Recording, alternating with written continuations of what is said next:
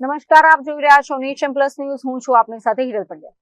આણંદના શૈક્ષણિક ધામ વિદ્યાનગરમાંથી એક અત્યંત ચોંકાવનારા સમાચાર સામે આવે છે. અહીં ઇફકોવાલા કમ્પાઉન્ડમાં આવેલી ખ્યાતનામ BBIT કોલેજનું બિલ્ડિંગ મોડી રાત્રે પત્તાના મહેલની જેમ ધરાશયી થયું છે. વિદ્યાનગરની વર્ષો જૂની BBIT કોલેજમાં ગત મોડી રાત્રે અચાનક પ્રચંડ ધડાકા સાથે બિલ્ડિંગનો એક ભાગ તૂટી પડ્યો હતો. ધડાકો એટલો જોરદાર હતો કે આસપાસના રહીશોના જીવ પડીકે બંધાયા હતા અને લોકોના ટોળે ટોળા ઘટના સ્થળે ઉમટી પડ્યા હતા. મહત્વની વાત એ છે કે હાલ કોલેજમાં પરીક્ષાઓ ચાલી રહી છે અને ઘટનાના થોડા કલાકો પહેલા જ 500 થી વધુ વિદ્યાર્થીઓ આ જ બિલ્ડિંગમાં સિવિલ એન્જિનિયરિંગની પરીક્ષા આપી હતી.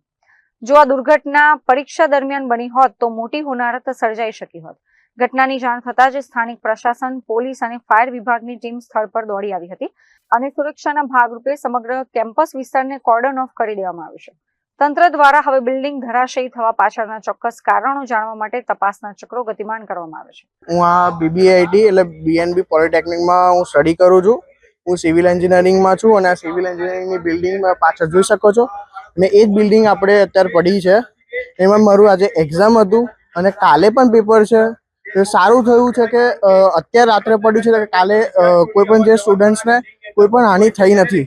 એટલે હું એટલું સારું છે કે રાત્રે થયું છે. મિનિમમ અલગ ધારો કે સિવિલ ચાલે છે, કોમ્પ્યુટર છે, IT છે, મેકેનિકલનું આ ડિપાર્ટમેન્ટ છે, અલગ ડિપાર્ટમેન્ટ છે, પણ મોસ્ટ ઓફ સિવિલના બધા છોકરાઓ સવાર સાંજ બપોર પેપર આપે છે. એટલે અંદાજે 500 થી 700 છોકરાઓ તો એક્ઝામ આપે જ છે. હું અત્યારે બસ મારા ઘરે જ હતો. હું મારા ફ્રેન્ડ સામે જ રહે છે હોસ્ટેલમાં અને એમનો મને કોલ આવ્યો. તે મને કહે છે કે આપણું કોલેજની બિલ્ડિંગ પડી. મેં કહ્યું ના હોય એવું. આમ મેં કહ્યું કે કંઈક થયું હશે અને મને એમને વિડીયો મોકલ્યો કે આ જો રાત્રે છે ને કે સાંજે રિનોવેશનનું કામ ચાલતું હતું. એટલે મને એવું લાગ્યું કે મેં કહ્યું કદાચ થયું હશે ને હું જોવા આવ્યો, ઘરેથી નીકળ્યો અને એવું જ થયું હતું. આ બિલ્ડિંગ આ પડી છે એવું કંઈક કહી ના શકાય.